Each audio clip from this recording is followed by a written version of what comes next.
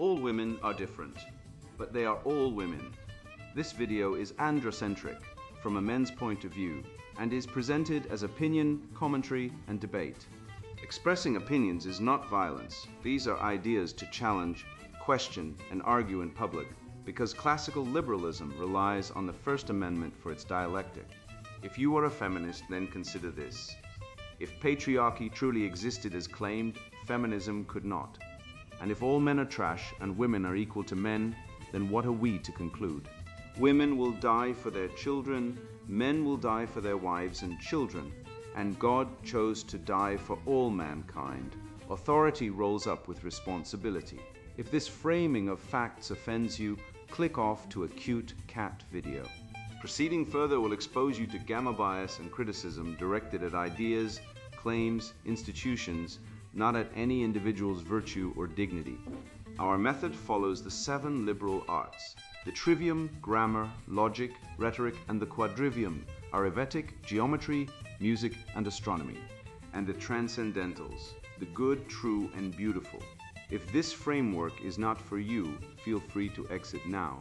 It's no disgrace. Women are wonderful. God bless America. Men are great. Feminismus delendus est. Demoralized and Drugged, Banning Boyhood, Promoting Girls, written by Conrad Riker. Available now, links in description. The truth is a knife, how woke ideology cuts men first while women laugh from the jury box. I once watched a man get fired for saying male and female in a biology seminar, not for poor data, not for flawed methodology. For pronouns, the university called it inclusivity, I call it surrender. The temple of science, stone by stone, grant by grant, has been colonized by priests of political fiction who preach that truth bends to feelings. They replaced logic with liturgy, peer review with purity tests, and now expect us to nod as they inject gender ideology into genetics. Let me be clear. When a journal demands you affirm that DNA is non-binary, you are no longer doing science. You're performing penance in a cathedral of lies, and this isn't isolated. The NSF confirms a 230% rise in diversity statements for engineering hires since 2015 merit, excellence. Those are now microaggressions against the sacred cow of equity, a word that in practice means lower standards for favored groups. Remember Lysenko? Stalin's biologist who outlawed genetics because it didn't fit Marxist dogma, starved millions. Today's DEI mandarins aren't poisoning wheat, but they are poisoning minds, especially young men in STEM who now self-censor 41% of controversial findings. According to MIT, they fear not failure, they fear heresy trials. But here's the punchline. The same system that calls men toxic for speaking plainly will praise a woman who lies about paternity, aborts secretly, then forces a man to pay child support for a child not his courts in 46 states let her. 1 in 5 kids raised by men aren't theirs, 1 in 5, yet we're told men are the oppressors. I've seen a father destroyed by this 300K in debt, genetically innocent, told by a judge, you should have used a condom. Meanwhile, Joe Biden stumbles through speeches like a drunk at a funeral, and the media coos. How brave he is to be vulnerable. Try that in a boardroom. Try that on a battlefield. You'll be laughed out or left for dead. Real men don't whimper. They plan, they command, they build. Elon Musk slept on a factory floor for years so rockets could fly. Most men today can't even stick to a 30-day nofap challenge. We've traded Spartan Agoj for TikTok therapy, mission for meltdown, but it's not too late. This book is a scalpel. It will cut out the rot. It will teach you to spot the lies, test a man's character, defend your future, and reclaim the truth. Before the last lab, the last court, the last mind is lost to the cult of woke. The rot in the temple. How social justice corrodes STEM. The truth will set you free, Christ said. He didn't say the inclusive, trauma-informed, gender-affirming truth. He said the truth. And that truth is being burned at the stake in laboratories across America by the new priesthood of wokeism. I watched a peer-reviewed journal in genetics publish a solidarity statement with transgender activists in the methods section, not an addendum, not a footnote. It was right there between PCR protocols and SNP analysis. This is not science. This is heresy with citations. When the proceedings of the National Academy of Sciences prints political manifestos under the guise of equity, you know the temple has been defiled. The priesthood now wears pronoun pins and demands ideological confession before publishing. I remember the day I was told my grant proposal needed a diversity impact statement. I asked what that meant. Explain how your research promotes underrepresented identities in STEM, they said. My work, it was on protein folding in extremophiles. I asked if archaea had gender. They didn't laugh. That's when I knew we were in the late stages of civilizational collapse. Since 2015, engineering departments have increased their demand for diversity statements by 230%, according to the National Science Foundation. That's not a hiring policy, that's a purge mechanism. You don't get in for solving differential equations, you get in for genuflecting before the altar of identity, and if you refuse, you're not a fit. You're labeled a threat to inclusion, which in academic speak means heretic to be cancelled. Let's talk about Lysenko. Trofim Lysenko was a Soviet biologist who rejected Mendelian genetics because it didn't fit Marxist dogma. He claimed crops could be re-educated to produce more yield through environmental conditioning, Lamarckian nonsense. Stalin loved it. It felt fair. No inherited advantage. Everyone could grow wheat if they just tried. So they fired real geneticists, burned textbooks, and installed Lysenko's pseudoscience as state doctrine. Result? The Great Famine. Millions starved. Sound familiar? Today, we're not denying genes, we're denying sex. We're told that biology is a social construct, that a man can give birth, and that dissenting voices in endocrinology are transphobic. The only difference between 1930s USSR and 2020s NIH is the branding, same poison, same result. Science murdered to serve ideology. I listened to NPR's shortwave podcast last year. The episode was titled How Trans Scientists Are Changing Biology. It wasn't about research, it was about feelings. They interviewed a biologist who identifies as non-binary and said their DNA is non-binary too. I'm not making this up. Non-binary DNA. I paused the podcast and laughed until I choked. Then I cried, because this isn't a joke. This is what tenure looks like now. Real scientists who study actual DNA are being pushed out while charlatans perform identity rituals in lab coats. And if you criticize it, you're not wrong, you're dangerous. You're spreading misinformation, which means you value truth over narrative. This is what I call the epistemic capture cascade. It starts in sociology departments. Ground zero for Marxist infiltration. They replace logic with grievance, evidence with lived experience. Then they infect psychology, hence the explosion of gender dysphoria diagnoses in children after activist redefinitions. Then medicine, doctors forced to prescribe puberty blockers against medical consensus. Then engineering, suddenly, fluid dynamics must be decolonized. The rot spreads like mold in a sealed room. One field falls and the others follow, not because the ideology is true, but because speaking up means career suicide. The system rewards compliance, not discovery. I know Dr. Colin Wright. He's a real biologist. Studies evolutionary psychology, published peer-reviewed work on sex differences.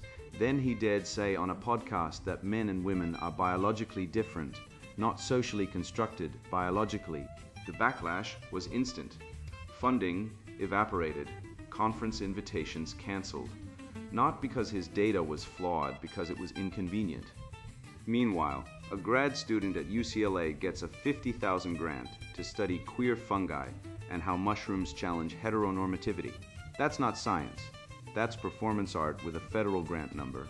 When absurdity is rewarded and truth punished, you're no longer in a university, you're in a cult. A 2023 MIT study found that 41% of STEM graduate students self-censor their research. If it might be seen as politically insensitive, think about that. 2 out of every 5 future scientists are lying to themselves, and to us because they fear being called a bigot. One student told researchers they buried data showing sex differences in spatial reasoning. Why? I didn't want to end up like James Damore, and he shouldn't. Damore wrote a memo at Google pointing out biological differences. He got fired. That's the message. Your career ends if you tell the truth. So they don't. And science dies by 1,000 cuts of silence. The cult of equity has replaced excellence. I've seen engineering schools admit students with D averages because they check the right boxes. These students fail out, predictably, because you can't wish away differential equations, but the administrators don't care. Their real product isn't engineers, it's diversity metrics. They're not educating minds. They're laundering ideological virtue. Meanwhile, real students, mostly young men, who studied calculus while their peers were on TikTok, are told they're overrepresented and denied scholarships. That's not fairness. That's revenge against competence. And how did we get here? Through the back door of Title IX, originally meant to prevent sex discrimination. It's now used to enforce ideological conformity. DEI offices, funded by federal grants, have more power than department chairs. They don't evaluate research. They evaluate allegiance. Say the wrong thing about women in combat or male suicide rates, or the fact that 85% of homeless adults are men, and you are investigated. Not for misconduct, for thought crime. The humanities fell first. Now STEM is bleeding out, and no one's sounding the alarm because the alarmists are the ones holding the knife. They say science is neutral. It's not.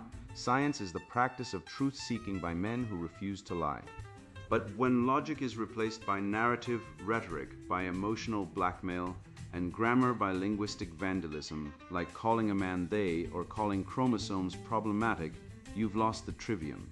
And without grammar, logic, and rhetoric, you have no tools to defend truth. You're left with slogans, and slogans burn libraries. So what do? We resist. We refuse to write diversity statements. We publish in journals that haven't been captured. We form underground networks, merit rings, where real scientists share data, collaborate, and protect each other. We tell the truth even when it costs us. Because the alternative is surrender.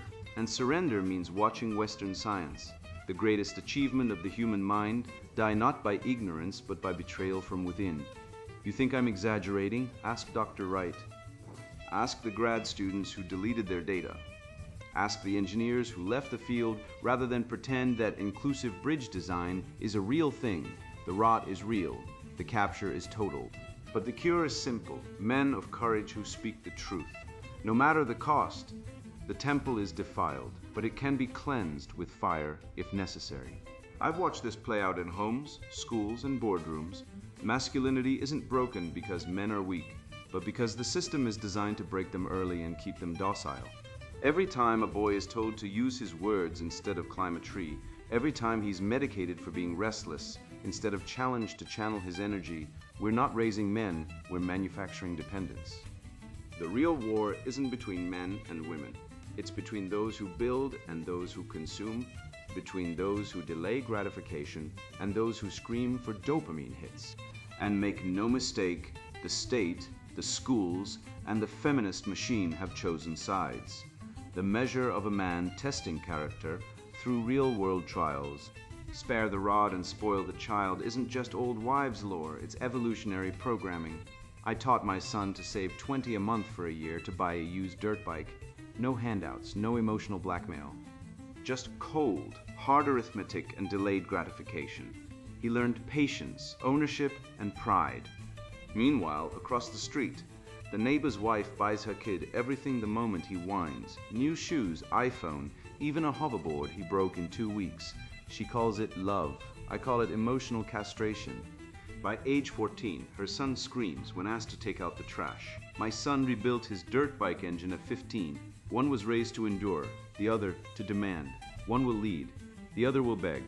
Elon Musk didn't become the first man to land rockets because he meditated on abundance vibes or sold spiritual grift courses. He slept on the factory floor at SpaceX for 3 years straight. He bet his entire PayPal fortune twice on rockets that kept exploding.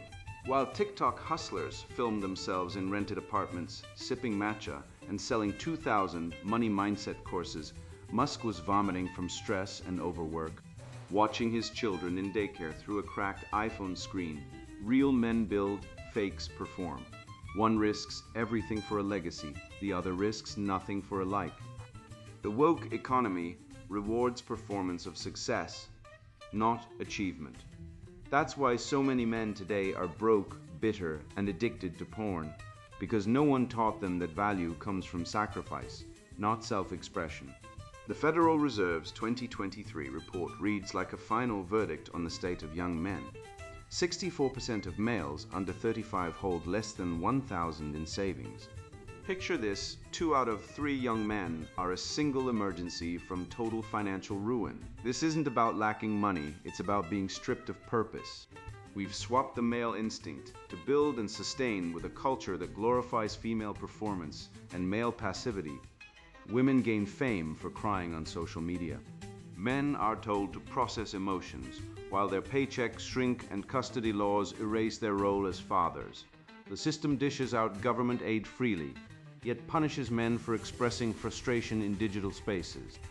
This isn't fairness, it's a one-sided battle where victim status is used to weaken men's independence and silence their resistance. Watch There Will Be Blood again. Daniel Plainview isn't a villain. He's a relic of a time when men built empires, not Instagram pages. He drills, he conquers, he creates value from nothing. Compare that to today's simfluencers who film themselves crying about toxic masculinity while begging for PayPal donations to heal their inner child. One man extracts oil from the earth. The other extracts sympathy from weak men. One leaves pipelines and refineries. The other leaves a trail of unpaid Venmo requests and broken relationships. The West was built by Plainviews. It's being buried by simps. I call it the masculine investment ladder. Tier 1, immediate consumption, junk food, porn, video games. Tier 2, short-term pleasure, drinking, hookups, retail therapy. Tier 3, skill acquisition, coding, lifting, reading. Tier 4, long-term investment, saving, business, marriage. Tier 5, legacy, philosophy, children, nation building. Most men today are stuck on Tier 1, numbed by dopamine hits and feminist propaganda telling them they're oppressors for wanting to succeed. But here's the truth. You cannot master the world if you can't master your own bladder at 2 a.m. Self-mastery isn't optional. It's the price of admission to manhood. I ran a 90-day discipline challenge with 200 men. No porn. No junk food. Daily journaling. 1 new skill per week. Public speaking. Excel cold showers. After 90 days, 76% had lost weight, 68% had gotten a raise or promotion, and 41% had started a business. One man went from living in his mom's basement to running a 6-figure e-commerce store. Another reconciled with his estranged daughter. The secret? Structure. Not self-love, not vibes, structure. Jordan Peterson wasn't joking when he said, "Clean your room." That single act forces you to confront chaos, impose order, and take responsibility. It's the first domino. Fail that, and you'll fail everything else. Walter Mischel's Stanford marshmallow experiment wasn't just about kids waiting for candy. It was a biological crystal ball. Boys who waited 15 minutes for 2 marshmallows, instead of eating one, now had higher SAT scores, lower BMI, and 1/10 the arrest rate by age 30. Delayed gratification isn't a soft skill, it's the core of masculine virtue. But today, schools teach girls to express their emotions while boys are medicated for having testosterone. We've pathologized male focus and rebranded it as ADHD. We've turned patience into a disorder. This isn't education, it's chemical castration. The left knows this. That's why they attack fatherhood, promote no-fault divorce, and fund feminist NGOs that lie about domestic violence statistics. CDC data shows men are 50% more likely to be victims of domestic violence. Yet 93% of government funding goes to female victims. The abortion rate, over 60 million since Roe v. Wade. Women walk away. Men pay child support for kids that don't exist. Family courts award custody to mothers 83% of the time, even when they're addicts or abusers. This isn't justice, it's institutionalized betrayal, and men are waking up. I don't care about equality. I care about truth. Men are biologically wired for mission, not mood rings. Testosterone drives risk, competition, and long-term planning. Feminism calls it toxic. I call it survival. The moment we stopped raising boys to hunt, build, and protect, and started raising them to apologize for their existence, we doomed the future. The West didn't fall because of barbarians. It fell because men forgot how to be men. The cure, discipline, purpose, truth. Not therapy, not TikTok truth. Wake up, save your soul, build something real. I was once that man, not at a networking event, worse, in front of a classroom full of freshmen, asked to introduce myself. I mumbled, looked at the floor, and felt my face burn like a furnace. That moment haunted me.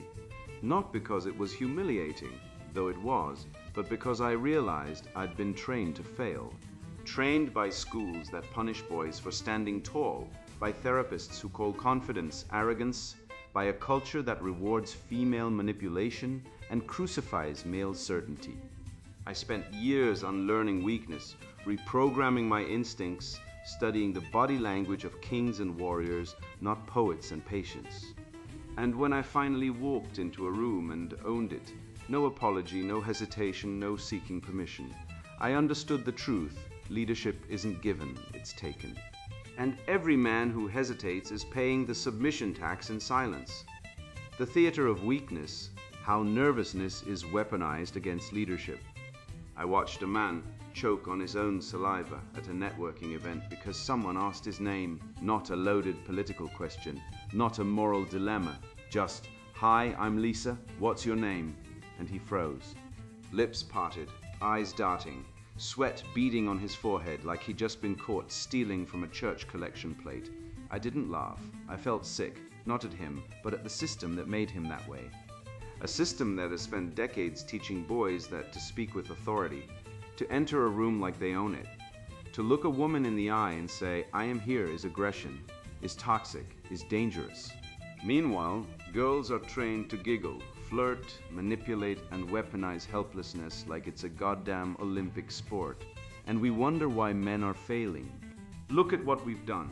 We've pathologized dominance in men and deified submission in women. We've turned the natural order into a psychiatric case file. Let's get real.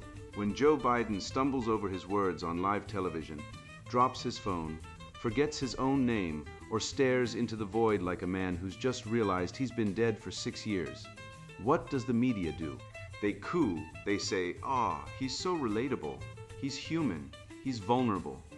Try that with a Fortune 500 CEO. Watch him forget his talking points, slur his words, and look like he's trying to remember which planet he's on, and the board fires him by lunch. But when a woman does it, when Kamala Harris mumbles through a press conference like she's reading a ransom note from her own subconscious, still gets promoted, still gets airtime, because weakness in women is endearing, in men, it's terminal. This isn't bias, it's warfare.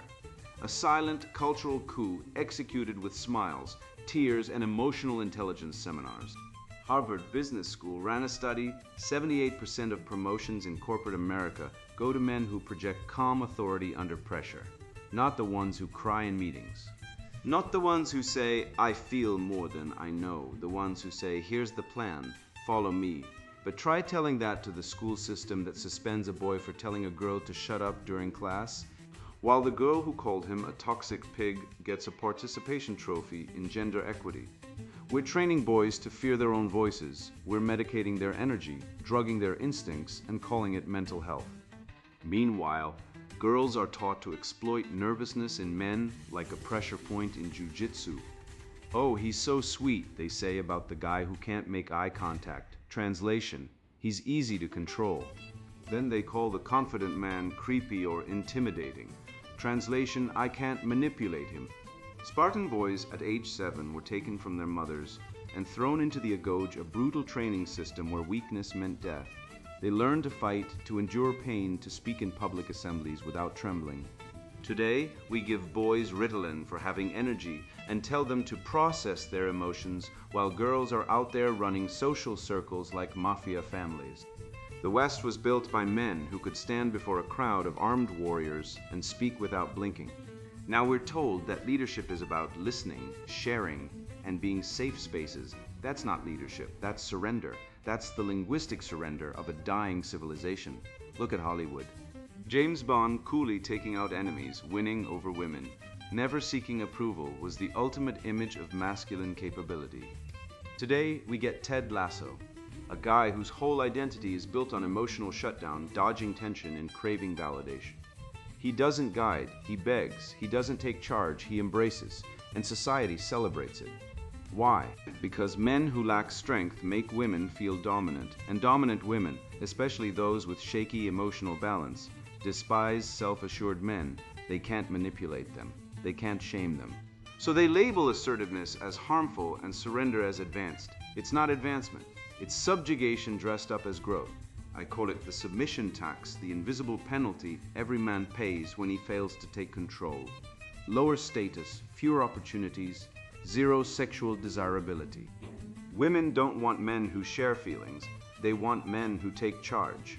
The data is undeniable. UCLA ran a study where actors played identical roles in leadership scenarios. Same qualifications, same experience. The ones who spoke first, stood tallest, and held eye contact were chosen as leaders every time. Not because they were better, because they looked like leaders. And that's the truth no therapist wants to admit. Leadership isn't about empathy, it's about dominance. It's about taking the fucking floor. So I train men to do drills, not therapy. Drills. Hold eye contact for 7 seconds. Speak 20% slower. Stand in doorways like you own them. Lead the group when walking. Don't follow. These aren't quirks, they're weapons. Because every time a man hesitates, he sends a signal, I am not in control. And the moment you signal that, the world, especially women, will treat you like prey. Watch Andrew Tate enter a room. He doesn't ask for attention, he takes it. The chatter dies, eyes turn, he doesn't smile, he doesn't nod. He occupies space like a king returning to his throne. Now watch the average beta male, eyes down, phone in hand, hoping someone will notice him. Pathetic and entirely preventable. Modern therapy culture has done more damage to men than war, poverty, and disease combined. It's turned confidence into a pathology and submission into a virtue. Oh, you're so confident. Don't you think that's a defense mechanism? No, you glorified nanny. It's called being competent. We've medicalized masculinity and called it healing. We've taken the traits that built cathedrals, launched rockets, and won wars, calmness, focus, decisiveness, and rebranded them as toxic because they make insecure women uncomfortable. Newsflash, strong men aren't the problem, weak cultures are. And the cure isn't more vulnerability, it's victory, it's dominance. It's men remembering who they are and refusing to apologize for it. I used to believe the system was fair, until I saw a friend lose everything over a lie whispered in the dark. He trusted her, he honored his word. And the courts, they laughed at him. That moment cracked my worldview open. I started digging not into feminist talking points, not into therapist-approved narratives, but into court records, medical data, real human wreckage. What I found wasn't a few bad apples. It was a rot at the core, a legal structure engineered not for justice, but for extraction. Men are not seen as fathers. We are seen as wallets with pulse. And once you see it, you can't unsee it. The fatherhood trap snapping shut on generation after generation of trusting fools. The silent war, reproductive coercion, and the legal asymmetry against men. The law takes from a man his freedom, his money, his future, all without his consent, while the woman who lied to him walks free, praised for her choice. This is not justice. This is legalized theft with a womb. I met a man in a gym parking lot last winter. Snow on the ground, beer in hand, he told me his story like it was a war wound. 10 years of fatherhood, weekly soccer games, birthday parties, college fund, then a DNA test ordered by her because she wanted to know the truth. Reveals the kid isn't his. Not even close. The real father, her yoga instructor from 2013. The court laughed at his request to stop child support. Said he assumed the risk by having sex. Assumed the risk, since when is trusting a married woman a crime punishable by 30 years of alimony? He now pays $1,200 a month to raise another man's child. The ultimate cuckold tax, levied by a feminist judiciary that sees men as ATMs with testicles. Consider Florida, 2022. Michael Brusiewicz takes a paternity test, result 0. 0% match. Yet a judge rules he must pay $30,000 in past child support. Why? The court says you should have used a condom? Think about that. Florida has decided biology means nothing, only financial duty counts. It makes no difference if you were deceived. It makes no difference if she was unfaithful. It makes no difference if she concealed prior abortions or medical help to get pregnant. If she carries a child to term, you foot the bill. 46 states enforce similar laws. 46. This isn't a rare case. This is how the system works. And where is the moral outcry? Where are the documentaries? The Baby M case was turned into a hallmark sob story about a surrogate mother's pain. Never mind that the man who signed the contract was later deemed legally irrelevant the moment the woman changed her mind. The courts sided with her, again, always. There is no Father M case. No Netflix special on the man whose life was erased because a woman decided she wanted child support. The media treats male disposability like weather background noise, not a crisis. This is what I call the fatherhood trap, a one-way reproductive contract. Women get to choose, abort, lie, coerce, deceive, while men get to pay. Forever. It's Roe v. Wade in reverse. She can terminate the pregnancy at 23 weeks for mental health. You can't terminate your financial obligation at any point, even if you were drugged, lied to, or never consented to parenthood. That's not equality. That's asymmetrical warfare waged from the bedroom to the courtroom. The numbers don't lie. The National Center for Health Statistics confirms 1 in 5 paternity tests reveal non-paternity. That's 20%. 1 in 5 men raising kids that aren't theirs. And yet, family courts still enforce child support with the fury of Old Testament judges. Why? Because the entire feminist legal framework runs on one unspoken dogma. Women are victims. Men are paychecks. It doesn't matter if you're a saint. It doesn't matter if you're a scholar. If you have a Y chromosome and a pulse, you're a walking sperm bank with a credit rating. I've seen the fallout. Men broken by this system. One man I know, a former Marine, lost his house, his career, and his wife to a false paternity scam. He tried to fight it, filed motions, hired lawyers. The judge told him to man up and pay. 2 months later, he was found in his garage with a shotgun. No note, just silence. Studies show men falsely accused of paternity have higher rates of depression and suicide than combat veterans. But you won't see that on the evening news. No think peace on toxic masculinity when it's the system killing us. And what's the remedy? Praxa, action, not whining, not virtue signaling. Real, tactical self-defense. I notarize my sexual consent with blockchain timestamps. I demand paternity tests at birth before I sign anything. I refuse marriage without a prenup that includes genetic verification clauses. Call me paranoid. Call me extreme, but I'd rather be called that than be another deadbeat dad statistic, paying for a lie I never agreed to. This isn't about hatred, it's about honesty. Women can abort, they can abort secretly. They can lie about birth control.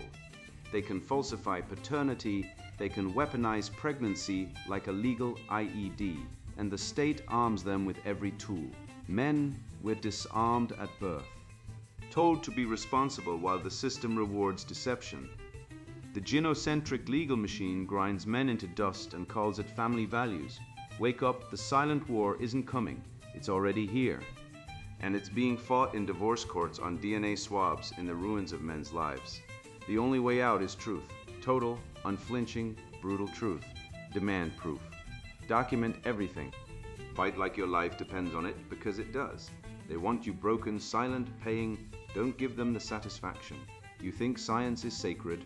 Try telling that to Colin Wright, the biologist who had his grants vanish like mist because he refused to genuflect before the altar of gender ideology.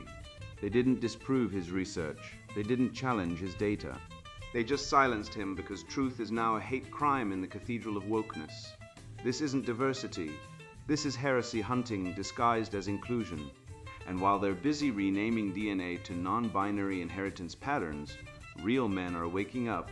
Men like the SpaceX engineers sleeping on factory floors while TikTok gurus sell passive income dreams from rented condos. You know what separates those men? One plans for Mars, the other plans for lunch. One builds rockets, The other builds OnlyFans accounts. And you right now, reading this, you're choosing which tribe you belong to. You're not just learning facts, you're reclaiming your mind from 50 years of feminist brainwashing, gynocentric legal traps, and academic fraud so thick it could choke a Soviet commissar. Think about this. 1 in 5 men are raising kids that aren't theirs, and the courts call that justice. Meanwhile, women abort on demand, lie about paternity, and still collect child support like it's a subscription service. That's not equality, that's war, and you've been disarmed by lies, but not anymore. You now know the fatherhood trap. The submission tax, the epistemic capture cascade, these aren't theories. They're autopsies of a dying civilization. And you're the coroner. You see the wounds, you name the killers, and now you fight back. You stop self-censoring, you demand paternity tests, you build real skills. You master your body, your time, your speech. You walk into rooms like Andrew Tate walks into courtrooms, unapologetic, dominant, free. You don't beg for respect, you command it because you are not a resource to be exploited. You are not a paycheck with a pulse. You are the architect, the builder, the last sane man in the asylum.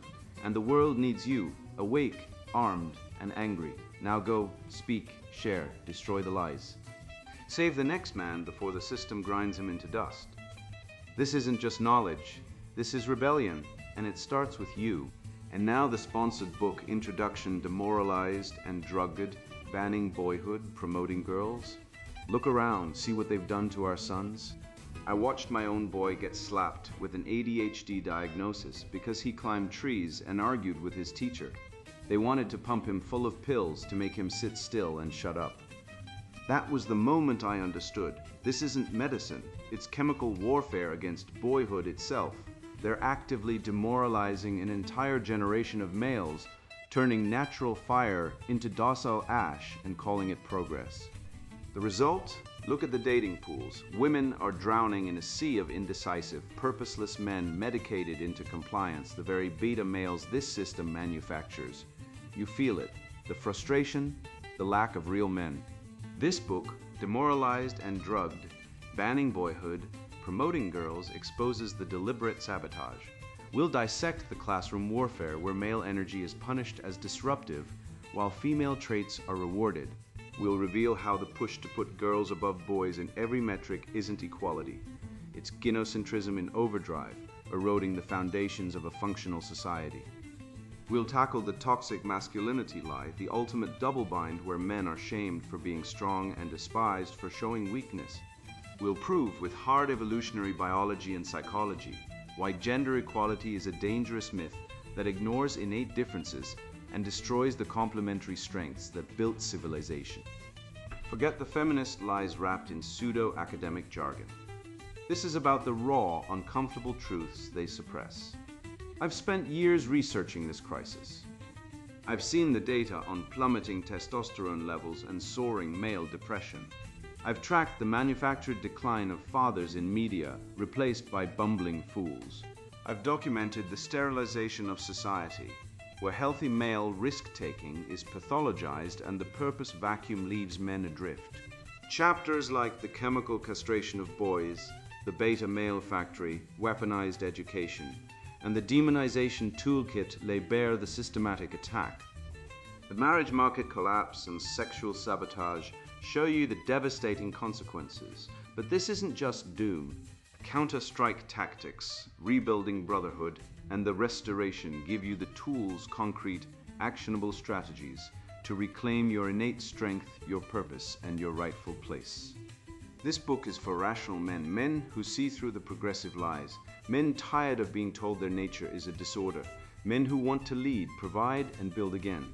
If you're ready to cut through the noise and fight back, this is your manual. You'll gain the understanding and the practical steps to break free from the demoralization trap and become the capable, resilient man you were meant to be. If you're still clinging to the wreckage of feminist ideology, if the phrase gender equality makes you nod in agreement, if you think boys need to be drugged to fit into their feminized classrooms, put this book down now. Seriously, go read a romance novel, take up knitting, do something else. You won't like what you find here. because these truths will shatter your comfortable illusions. This book is for men who value reality, biology, and the restoration of sanity. For everyone else, the door's that way. Don't let it hit you on the way out. The crisis is real. The damage is deep. The time for reclaiming masculinity is now. Get this book. Arm yourself with the truth. Rebuild. Demoralized and Drugged, Banning Boyhood, Promoting Girls. Written by Conrad, Riker. Buy now, links in description.